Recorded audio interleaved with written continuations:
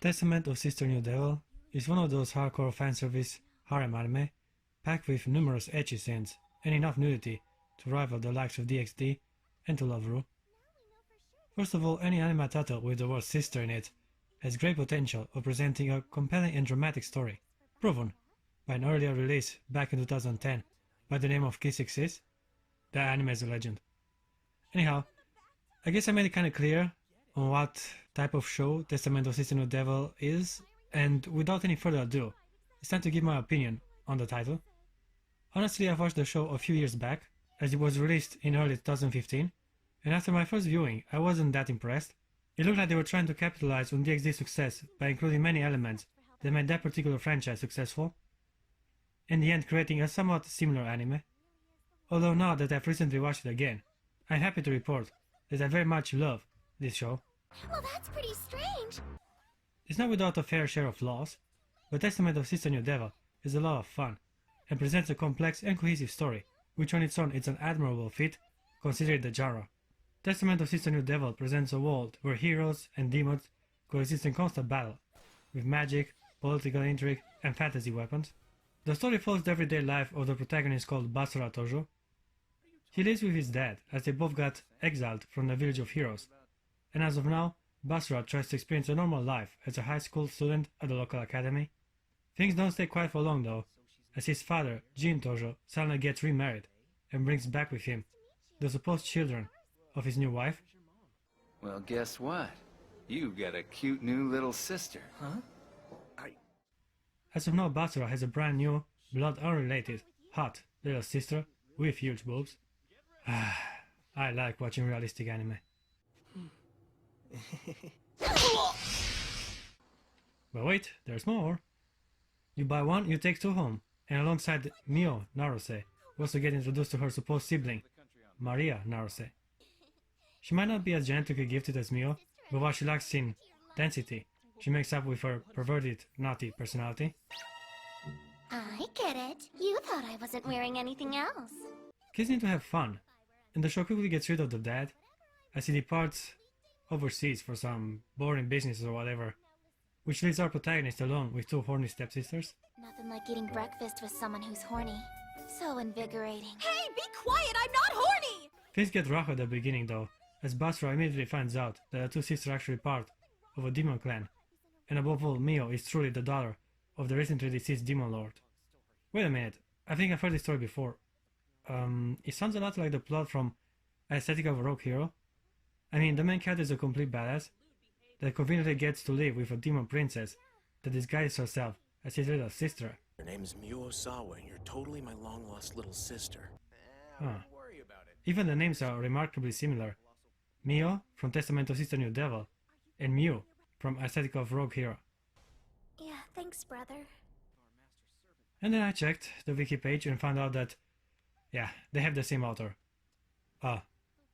Okay. Makes sense, I guess. Well, he must have watched DxD and made a more hardcore version of his other title, but this time with a lot more fanservice.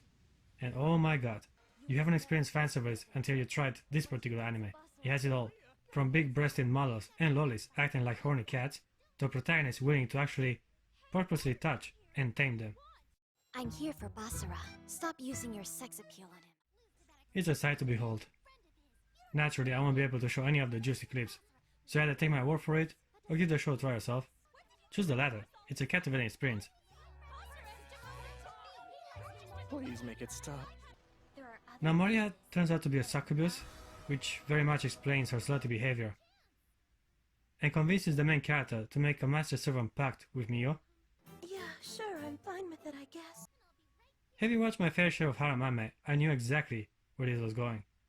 Basra ends up being the master of Mio, and she is now trapped into fulfilling his every desire. No need to panic though, as the protagonist is the stereotypical altruistic Mr. Nice Guy, and he never takes advantage of people, using the pact only to benefit his sister. I would have preferred a more perverted, or at least a more rogue, main character, to add some dynamic between him and the girls, but now it's usually his stepsister that takes the initiative and tempts him into doing, stuff. I did like how over-the-top shonen he is at certain moments.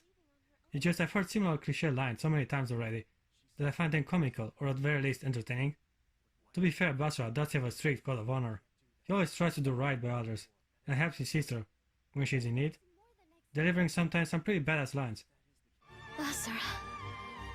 Mio, all that follows after revenge is a moment's release, then an eternity of despair. As I previously stated, the protagonist comes from a village of heroes, and ever since his banishment, he's been experiencing trouble in controlling his power, and above all, difficulties in maintaining the formerly cursed sword, Braindeer. I know it's kinda cliche to have the main character fight with a sword, and frankly, the shape and design of the weapon does not help me get more interested in his abilities. What I really enjoy though are the armor sets the girls are wearing. Gets this typical fantasy attire, but it looks rather good on these characters, which brings me to the next girl in Basara's harem, that goes by the name of Yuki Larnaca. Time for the childhood friend to make an appearance, and not only that, but she's also the class representative in the academy the main character attends. You're the class rep, right? So what should I... She's the guy I like the most. I'm a sucker for the silent and submissive archetype. Therefore Yuki only shows her affectionate side to Basara, as she has a crush on him ever since they were children. Yuki is also part of the hero tribe, and at first she shows resentment towards Mio, You have to stay away from him. I refuse. but soon ends up accepting her, as she eventually becomes Basara's servant. All three of us could grow stronger. As a result, we became Basara's bitches. Are you out of your mind? I like this girl, so calm and emotionless, and gets ready to do any perversion for her significant other. Now we can't have a complete harem without a tsundere, and Mio, I kill you 100 times lines, does not really qualify her for the spot. Don't touch me! Try that again and I'll kill you 100 times! So we get introduced to Yuki's younger sister, Kurumi Nanaka. From the very beginning she has a hostile attitude towards Basara, but after being saved by him during their fight, she slowly starts to develop feelings for our lucky protagonist. She does not really join the harem until the first episode of the following season, but even so I really enjoy her character. Thank you for coming. I didn't come here to help you or Mio. I only came here so I could help support my sister. There are two more women worth mentioning before I start talking about the story again, one of which would be Chisato Hasegawa, the school nurse. Oh yeah, the hot school nurse cliché is strong with this one. She's a fine woman with all the junk in the right places, and as a bonus, Chisato sometimes even takes the initiative and tries to seduce Basara. I'll see you both later. Last but certainly not least, Zest is a demon sent to keep an eye on Mio, as a representative of a faction that does not take kindly to the demon princess. Needless to say, she was a villain at the beginning, and yet she couldn't help but become envious of the way the main character treats his servants. If my master were a younger man, perhaps it would be different. But that would never happen. To later on in the story act on his impulse, enjoy his entourage, become the fifth female in Basara's group. In contrast to her serious nature, during battle, Zest is actually timid and an emotional sensitive woman. I also have to mention that even though the main narrative is dark and serious, the show has some comedy here and there. Not as much as in DxD, but there are a few well-delivered lines spread out throughout the show. The anime is very entertaining and has indeed found a balance between colorful characters and a darker story. Sadly, the show has some visible flaws when it comes to the structure. Throughout this title, we keep on jumping from one event to another, and it's mostly character-driven, and it works at the beginning, but as we approach the end, there are some inconsistencies that took me out of the experience. The end fight has a weird resolution, in my opinion, as they end up defeating the bad guy a little too early to run the epilogue. The show throws some unexpected new obstacle in the face of our heroes. What's going on? He fused the demon realm's most dangerous creature into the mansion. So now that Zulgia's magic is undone, the creature is awake again. It comes off as anticlimactic, and I only wish they had handled Mio's story arc a little bit better. Otherwise, the show shines where it counts. Testament of Sister New Devil is a fun anime to watch, with witty dialogue, a bunch of rather impressive fight sequences, and above all, some well-developed and interesting characters. Well, what were you planning on trying to do to my desk just now? I was just gonna put a spell in the corners that makes girls want to rub their sensitive spots up against. I give Testament of Sister New Devil an 8 out of 10. I do strongly recommend this anime as it takes fanservice to a whole new level. I'm looking forward to tonight.